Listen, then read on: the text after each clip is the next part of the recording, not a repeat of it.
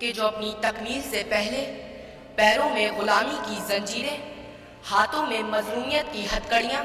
اور گردن میں رسم ظلم و زیادتی جبر و تشدد پہنے ہندوستان کی گلیوں میں پڑا تھا۔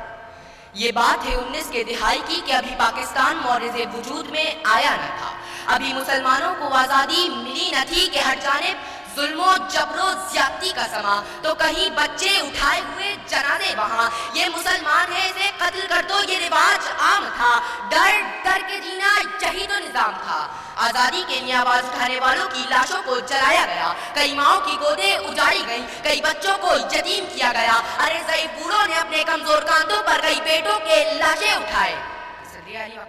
کہ اب ایسے میں تاریخ تکتی تھی راہ ایک ایسے شخص کی کہ جو انصاف دلائے گا، ان ظالم جابر جھوٹے لوگوں سے ہم کو نجات دلائے گا۔ کہ ایسے میں چراغ امید بشر نے سمت مغرب دیکھا تو مشرق کا ایک ایسا سورج طلوع ہوا جو دین محمدی کا سپاہی بن کر نعرہ تکبیر بلند کر کے حق و صداقت کی شمشیر لیے ظلم کی زنجیروں کو کاٹنے آیا، پیغام آزادی دینے آیا، اور پھر دنیا نے دیکھا کہ جہد مسلسل کی داستان نگار وطن کی سلامتی کا عنوان بن گئی اور دنیا میں ایک نئی اسلامی سلطنت پاکستان بن گئی۔ 27 رمضان المبارک کی رات امت محمدی کو قرآن کا تحفہ دینے والے پروردگار نے 27 رمضان المبارک کے دن امت مسلمہ کو پاکستان کا تحفہ عطا کر دیا۔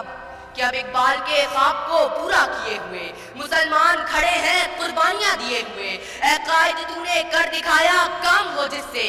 ذرہ ہے آفتاب کو حیران کیے ہوئے، ذرہ ہے آفتاب کو حیران کیے۔ صدریانی وقت میری آنکھوں کے سامنے فیروز خان ہے جو کارگل کی جنگ میں دشمن کو مات دیتے ہیں اور تمغہ جرأت حاصل کر کے آفتاب کو حیران کر دیتے ہیں۔ پھر میری آنکھوں کے سامنے بہادر نوجوان ٹیپو سلطان ہے جو دشمن کو مات دیتے ہیں، انگریزوں کو دھول چٹاتے ہیں اور شہر محصور ہونے کا لقب پا کر آفتاب کو حیران کر دیتے ہیں۔ پھر میری آنکھوں کے سامنے کمسن فاطمہ بنت عبداللہ ہے جو زخمیوں کو پانی پلانے کے لیے آگے بڑھی تو شہادت کا رتبہ پا کر آفتاب کو حیران کر دیا۔ پھر میری آنکھوں کے سامنے شہید مقبول حسین ہے کہ جن کی زبان کاٹ دی جاتی ہے، ان کے ناخن چیر دیے جاتے ہیں اور انہیں پاکستان مرد آباد کہنے پر مجبور کیا جاتا ہے، تو وہ اپنی کٹی زبان کے بہتے لہو سے دیوارے زندان پر لکھتے ہیں پاکستان زندہ باد اور آفتاب کو حیران کر دیتے ہیں۔ صدریانی وقت ہم نے اپنی تہذیب کو تھامے رکھا تو ہم بلندیوں پر پہنچے، ہم نے اپنے سنسار کو اونچا رکھا تو ہم سجر و کثرت کے ایوانوں کو ایمانی طاقت سے لرزانے والے، ہم فتح مکہ کے موقع پر اہم مدعا سنانے والے، ہم جنگ موتا میں سیف اللہ کا خطاب پانے والے، ہم سومنات کے بتوں کو قدموں میں گرانے والے، ہم بحرائے ظلمات میں گھوڑے دوڑانے والے،